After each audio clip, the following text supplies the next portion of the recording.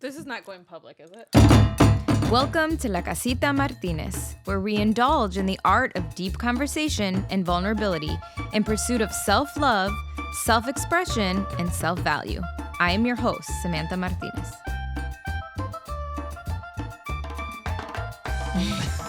Okay, we're back.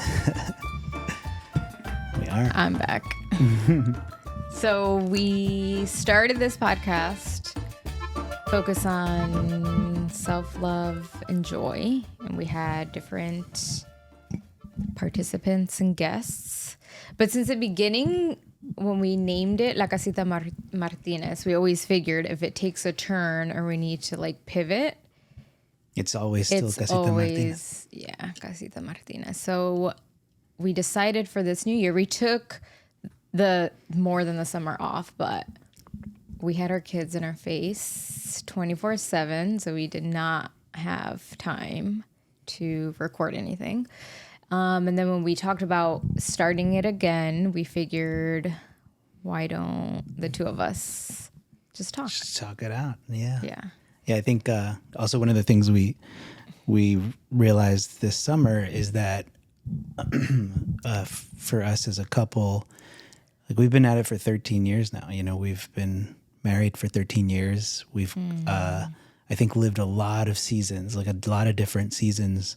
And I think a lot of the, friends and family that we have are really complimentary. They're folks are very supportive of our marriage.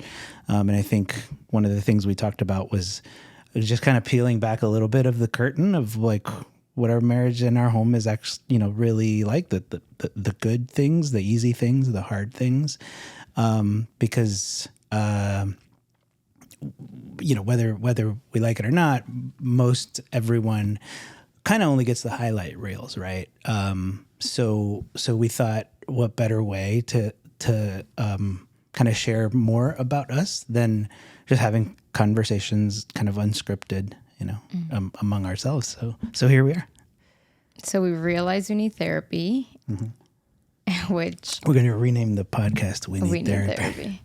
Yeah, after 13 years, I think because we've evolved so much too. And at least for me, when we first got married, it was we are a unit. We always will be a unit. But the thought of evolving individually was never top of mind, and that was going to happen as you stay together for the rest of your life. You're still an individual. Yeah. And so how you stay together and how you grow together as you grow individually, and you're different, right? I'm very different than when I was 13 years ago, I was 13 years ago. And I hope to be even more different in 13 years. But when you think about that, that's so difficult. If you tell someone, if someone would have told me okay, well, you're going to be different, he's going to be different 13 years, either take it or leave it. That's really scary. Yeah. And you don't know, and it's, right, what that looks like. And it's absolutely true of everyone. I was actually having this thought this morning on the way to school with the girls. I was just, and I tweet a lot. So I was thinking I was like, I wonder if there's anybody out there who's our age. We're, late 30s, almost 40.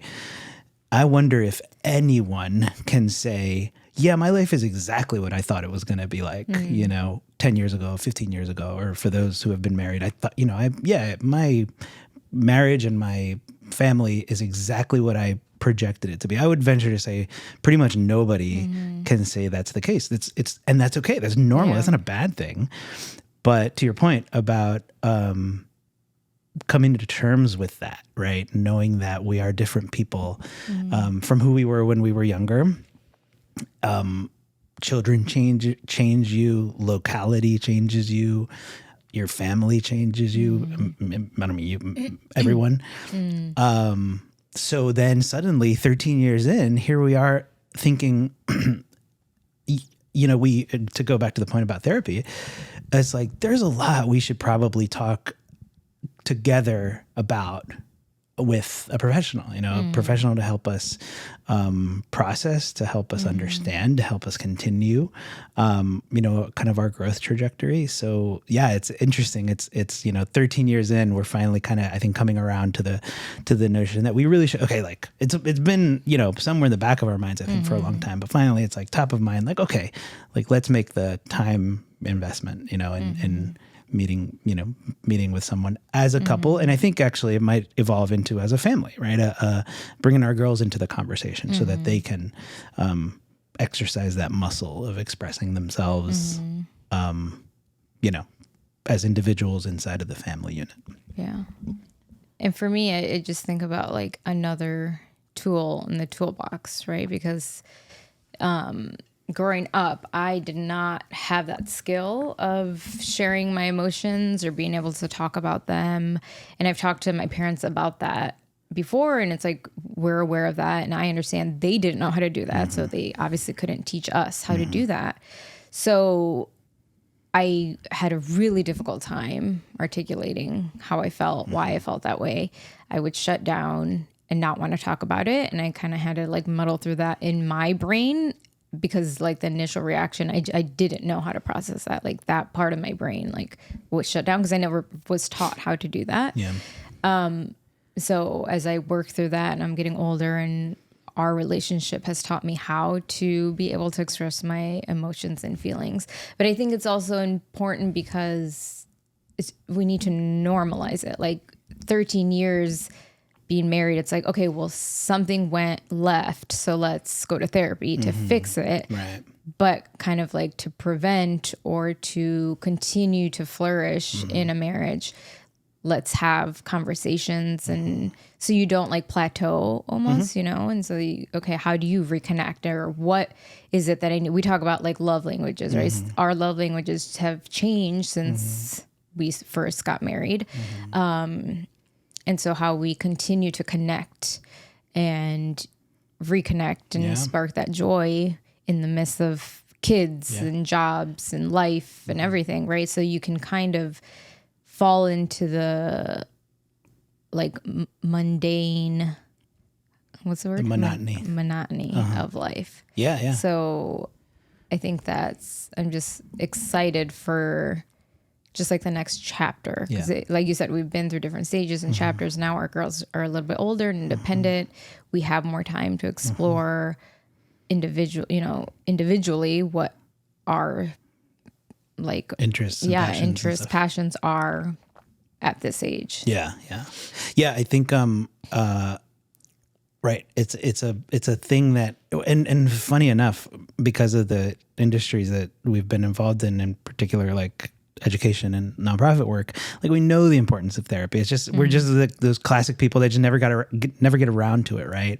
And sort of like going to the dentist. I don't know, at least me. Like I don't go to the dentist that often because nothing's wrong, right? Except maybe someday I'll have a root canal and it forces me to the dentist, but that's not really how it should be. Well, it always was taboo. Like what's wrong with you? Why do you have to go? Though I think we as a home, as a family have for a very long time kind of demystified it. It's not been a taboo thing. But for us, it's not been a taboo thing. It just hasn't been important. But I will share, and I think it's to, like we said at the beginning, kind of peeling back a little bit of the curtain. One of the unique things about us, I think, as a marriage and as a home, is that you and I both have a lot of two things: a lot of time. And a lot of time together, right? And everyone for the entire 13 years of our marriage, beginning in, well, maybe not the 13 year, but like beginning in 3 years in, Yeah, 2013, we were 3 years married. We were in our third year of marriage when we started working together at a school in New York. And from that point forward, everyone's like, you guys can stand each other, like to work together and live together. And from that point forward, we have in one way or another been like tethered to each other, obviously at home, but also in a work context, and now in like a no work and kind of an entrepreneurial sort of context, right? So I think one of the things, talking about seasons, the season that we have just been experiencing for the past year minimum, if not, year plus, is this season of like constantly being together. And you were talking earlier about connecting and communicating, right? And I think one of the things, to be perfectly candid, that we've experienced in the last few months of this season of like being together constantly, Without always, the girls. 'Cause without they're the in girl, school, yeah, that's another thing. Like without the girl, that's not. They're in school like Yeah. more often than not, 8 hours a day. Is we've tasted what it's like to be around each other but not actually communicate, or not communicate effectively, and we know how to do that. It's not like we don't know how to do that. We know how to do that, but suddenly we find ourselves in this moment where we're together so often and so frequently, but we don't always feel connected, right? So again, these are topics that are very good for a professional to help us understand and help us to kind of understand what's happening and help us kind of, work through the thing before.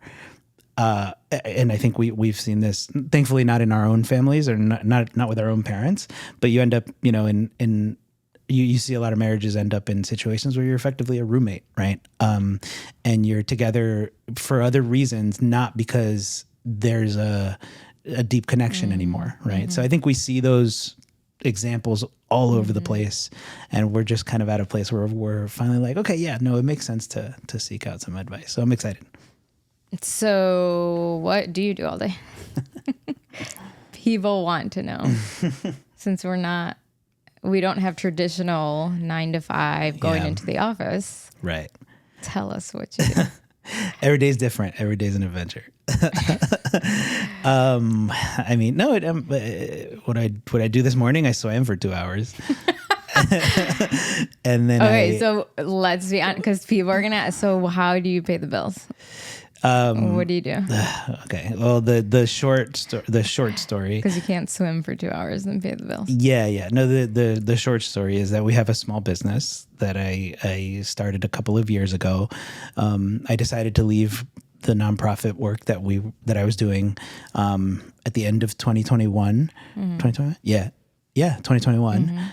So January 1st, 2022, I decided to kind of develop this small business, which is a Bitcoin mining business. No idea, not having really a sense of like how successful or not the company might be, but it's a subject that I am passionate about, and I love to learn about it. My dad's a small business owner, so I understand that if you're gonna choose to be an entrepreneur, it's not a straight line towards your goals. It's a long process. My dad's been in business for like 40 years, and I like that. I like what I've seen in their life. I've seen the sacrifices, but I see I like the freedom that they've earned. So anyway, that's why I don't have a 9 to 5.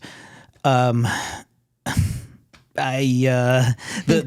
work itself fine. is it's just such a nuanced, like, specific industry. Yeah. No, we don't have to get into that. Yeah, right. I feel like that is something we don't talk about. Like all of a sudden, and neither of us work. Right. Well, I mean, yes. Okay, go ahead. Okay, so neither of us labor.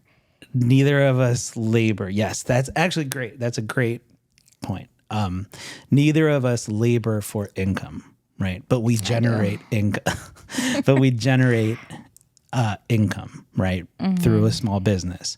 And also, I recently, and this was a huge family decision, even though it's not really a huge time suck, but it was a big decision to become a part of a company. I took a job with a Salvadoran energy company in my industry. It's a job that I really enjoy, a team and a company I really believe in, but it's something that I can do remotely. It doesn't take away from my time freedom, which is like my big thing. So anyway, it's a very kind of weird kind of pocket of the world that I am involved in. But that's why I'm training for an Ironman. That's why I swam 2 hours this morning. It's not just for fun. But I have decided that one of the things I wanted to do personally is to become healthier, hopefully, as I age, like healthy in terms of habits, right? Eating well, moving my body while I still can. I'm someone who I think fully appreciates the value of time. And I know that time is limited, and one day we're going to be 65, 70, and we're not going to be able to move our bodies. So I want to do cool stuff right now, like challenging myself to do an Ironman competition. So I train a lot right now. So I spend a lot of time doing that. And then you and I spend a whole bunch of time together, and it's not always like busy. We have to go do something. We're just, we want to go do a thing, or we don't. And we don't. But the important thing for me is that we have made choices that have allowed us to have that optionality. Like, neither one of us is earning some, salary somewhere, that comes with benefits and travel and that kind of thing. But I don't think that's what we value. We value freedom over our time and our choice to do what we want with our time. And so that's what these choices have kind of led us to. I think the benefit is that we were in that season. We know what it's like to work. For sure, yeah. 12-hour days, or to start something from scratch and have to pour in all your energy into that. Yeah. We did that. And so it's such a blessing to be on the other side of that, especially with our young girls. Yeah. And to focus on them. Because I say that often now, like, I loved being an educator, and I'll always be an educator, but I was spending so much more time with other people's kids than with my own. And that was like a revelation. Yeah. That now I get to devote all my time. Right. And I think, and again, going back to the notion of time, I don't think that when we're on our deathbeds and, God willing, that's many decades from now, I don't think that we will regret the choices, the professional choices that we've made, the result of which have been more time with each other and with our children, right? It's not, like we said at the beginning of this conversation, it's not that, spending 115% of our time together, 100% of our time together is the, is the mecca of everything, because oftentimes you might be with each other all the time and not necessarily, have the connection or communication. So it's not just that, but being able to have that, have that be a reality, have that as an option, I think is something that we won't regret, right? Because I think traditionally we're taught to, give ourselves to something else, some company or some nonprofit or some cause that we really believe in. And you wake up well past your prime and you're like, what? I just gave the best years of me to something. And that something could be very noble, not some paycheck necessarily, but it could be some very noble cause. And this is a conversation we have a lot. Maybe I've become a little bit calloused, but I think we know a lot of people who devote themselves to the greater good, one way or the other. And what I see is a lot of folks who are trying their absolute hardest to make a difference in the world. And I just really hope that the effort is worth it on a personal level. Because like you said, you as an example, as an educator, right? Giving all of yourself mentally, physically to other children. Meanwhile, you came to realize, like, wait a minute, what's left of me for my own children? And I tend to think that's our biggest responsibility. We are each other's biggest responsibility. The rest of the world is not my responsibility. You are, and my children are, So that's kind of how I guess, come to terms with these decisions. Because sometimes it feels bad. Like, wait, shouldn't I be doing something good for the world? But really, my responsibility is you guys, I think. And we are doing good in the world by raising girls. That's true. Yeah. Who are, focused on being good people, loving God, loving people. Yeah. For myself, I never talked about it in the original podcast, but I parted ways with the school that I started because they weren't the founders. I was the founder. The chair, the board chair, the board of directors, we didn't see eye to eye. They no longer believed in the vision of what the school was founded on. So it just wasn't the right place for me. And again, I was spending so much time and devoting so much time to that I wasn't going to if I didn't believe in what was happening anymore. So I walked away from that. It's been a year. Oh my goodness. It's going to be a year like next week. Yeah. Beginning of February, right? Mm-hmm. Yeah. The best year of my life. I don't want to go back to teaching. And I think let's pause on that for a second. You would have never, not never, but I think you would have gone another 10 years had the conditions not deteriorated to the way that they did. Well, we talked about that. Like you would ask me like, okay, what's your plan to like walk away? Because I was super attached. I mean, I started the school, right? It was like my brainchild. So I couldn't see myself walking away anytime soon, but you knew how stressful, like I would get flares up of like skin rashes and like my stress levels would be so high. So you would ask me often, like, what's your plan, you know, your exit plan? And I just didn't have one because I was so attached to the families and the work.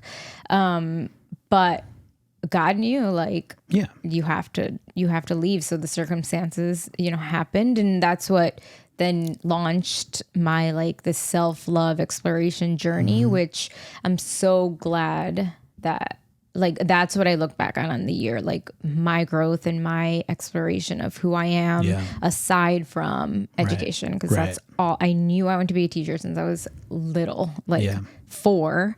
And that's all I ever did. And I loved it and I'm thankful for it. But now I'm like, okay, what else can I offer the world? And so here we are. Yeah. And I think, and I think that it's interesting, right? Because I think you're actually pretty unique from my vantage point, at least. I don't know very many people who have known what they wanted their vocation to be forever, like since you were a child, and you kind of, you know, you executed on that. But I also see a person who's a large part of your identity came from your vocation, right? And that's the thing. Like, actually, we were watching this podcast, the dude from Maui Riki, and he starts with like, the question is like, okay, who are you? Right? That's his initial question to his guests. And it's such a dense question, right? Because it's like, how do you answer that? Historically, people answer, I'm a X, and what they're talking about is their job or their vocation or their career. But that's not who we are. That's what we do for work. That's what we do to put food on the table and maybe perhaps give some meaning to our lives. But really we do it because we need to put food on the table. That's the reason people have jobs, right? But it's such an important, and I know that we both feel blessed to be able to explore those elements of ourselves, right? To have the time to explore those elements of ourselves, whether that's creative expression or, you know, seeking knowledge and understanding of things that you otherwise don't have time to study and understand if you're stuck at a job, sort of thing. But yeah, I think this whole experience that you had of, you know, the exit wasn't tied up in a little bow. It was rocky and messy and painful. But it was necessary for you to be able to exit that season, which you pretty much didn't see ending ever, right? Until you're probably old and gray. But here you are saying this has been the best year of your life, you know? So that's, I think there's like a lesson in that, you know? I think we're so afraid of change sometimes. We're so afraid of the unknown without knowing that just on the other side of that is probably a way better existence than the one we're experiencing, you know? But it makes me think too, in terms of the girls, I was like attached to that identity because that's all I knew. In my head, I was like, I'm not good at anything else. Like, what else can I do? And so when we, you know, as we raise our girls, it's like, you be good at everything or try everything. You might not be good at everything, but do the art, do the dance, you know, the gymnastics, do basketball, whatever it is that you are interested in, to try it, because then you will, like, jobs will come and go. Right. And like industries are gonna fall apart soon, and so who are you as a person aside from your job? And I think especially as women, because you were prescribed like you're a mom, you're a wife, and you have a job, or that is your job, right? To be at home. And so what are your passions and what are your interests? Okay. So you've had the best, you're coming off the, best year ever. And last year, going into the year, you think there was a lot of unresolved, there's a lot of question marks in your head. What am I going to do? What do I devote my time to, et cetera? A year in to this experience, what has changed, or what has changed about how you see the future for yourself? I think about the future often. So I'm currently obviously devoted to my kids. I'm also helping in the family business. I am helping your mom just like take over. My parents' business. Your family's, my family's family business. I help your mom with all the administrative stuff, which has been awesome. Like I love working with her. I never thought I was going to do that. Yeah, neither did I. And I don't think it's forever. I mean, it's a well-established company. Your parents are getting older, so I'm there to help. I don't think, they'll retire soon, so we'll see what happens there. But I think about what happens after the girls, because right now we're in the thick of it. They need us. They're both in school, but at home, when they get home, it's just like our life just revolves around them. So in a couple of years, it's going to come fast. Like they'll have their friends, or they'll be driving, or they won't need me as much. Yeah. So what do I do? And I still go back. Like I love the content creation. I love expressing myself through clothes and, styling and helping other people feel beautiful. But my heart, it's still in the like educational social justice area. And I don't know if like I said, I wouldn't go back to teaching. I don't want to be in the schools at all, because I think the system is completely broken. But I think I want to do more of the advising or helping people along the journey, because we do need schools. It's not going to be eradicated. Of course, they're broken. They're hurting kids more than helping. But so what does that look like in the future? And if it's not here, maybe in another country, how do we look at education differently? And how do we, because I think so different things. Like I want to study more how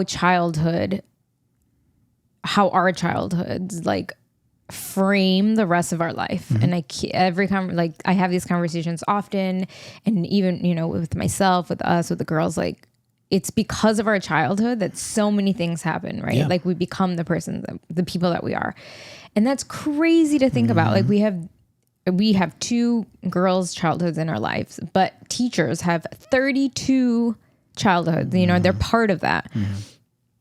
And we're doing such a bad job. And, most are doing such a bad job. There are amazing teachers out there, and I know a lot of them. But that's a huge burden to carry. So I say that just to say that I want to focus my time more on like studying the child brain and how education should form that and should be in tandem with the psychology of a child's brain, and not like to a test, or not punitive rules, or not compliance, right? But more like, how do we help children flourish and be good humans and not lose their curiosity or love of learning or love of people or individuality, joy, like all of that's taken away. Like if you walk into any school, 9 out of 10, it's a mini prison. And it's so sad. And I've studied the preschool to prison pipeline. It's just, there's something that in me that I still have a passion to do. And I'm not seeking to like fix the system, because I've tried that and it's a lot.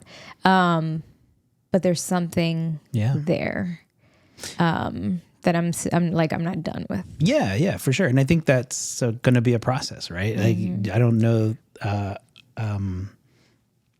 when there's no way to know how it manifests, but it's nice to know you have like a North Star, right? You have, so after the girls, Yeah. like I'm going yeah, to enjoy this time. Yeah, Right. Because there right. will be a lot of time once they're older to then do what I want to do. But right now, they are my priority. Same. And I feel like I'm in a similar boat where I think I was telling you a couple of days ago, someone out there that I was reading somebody's like Substack or something, and it was just mentioning this. There's kind of a call to action, but like be aware of the fact that your children are only going to be the age that they are for this limited amount of time. Ironically, this limited amount of time when they're like 0 to 10 is when most people are at their busiest. Yeah, I put that on my Instagram. Oh, did you?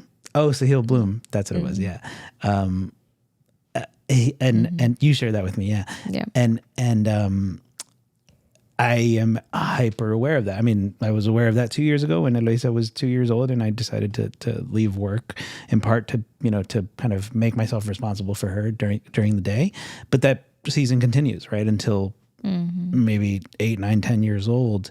And so that's kind of where we'll be, I think, deliberately keeping busyness away, right, until a time where it makes more sense for us to pursue being additive to the world by study. I've joked around with you that it'd be cool if you like entered a PhD program, right, and added to the field, via a thesis that you develop, right? Yeah. But that's stuff for a different season. That's not this season. Same with me. I told you I was joking with you yesterday about some stuff that I'd like to do, which is like, if I talked about doing that next year, is like absolutely not, right? Because it's time consuming and but that'll be for a different season. For now, I think this is the season, that we're in, and we have to embrace it and get better at it, and seek an outside voice, to kind of help us to be the best that we can, at it. But I think so far so good. I think we're doing a pretty good job. Yeah, I hope. I think about also Betsy all the time. Yeah, I was just about to mention her. She wasn't. Yeah. I mean, she's not a therapist, so she's an angel on earth. Yeah. But to revisit that, which is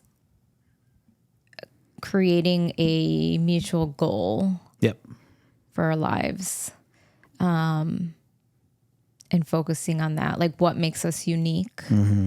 What gifts do we bring to the world, to the table, that no one else can bring. Yeah. Right. Yeah. And so you have found that in your industry that you're like, it's super niche and you fit right into that. And so thinking about how we keep moving along, but asking ourselves why are we doing this? Yeah. What's the purpose?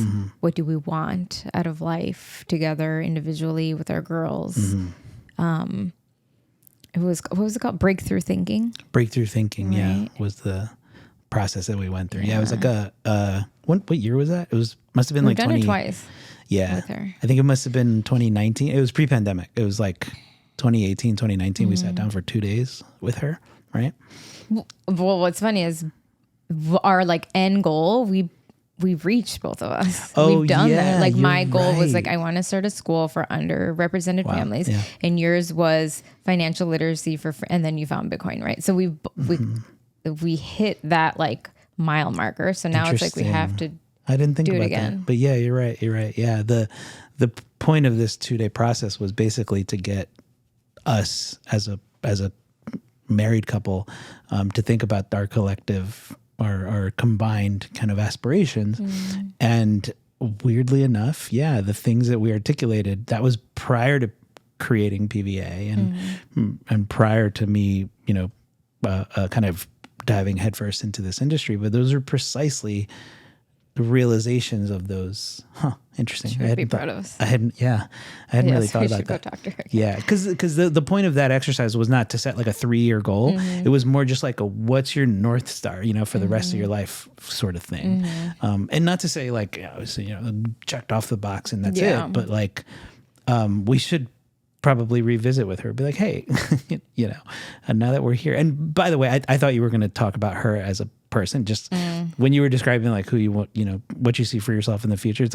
It's effectively you want to be like Betsy, right? Because Betsy is this amazing older woman who devotes her time to helping people, you know, in a bunch of different ways, but she's been incredibly impactful in our life. So Yeah. that'd be a cool way to spend your life, you know, just kind of helping younger folks kind of look in the mirror and then, you know, plan ahead, plan their lives. Yeah. Very cool. Well, We got to pick up these girls. What time is it? yeah, I don't know. Yeah, we should probably go. Okay. All right. This is See fun. you next week.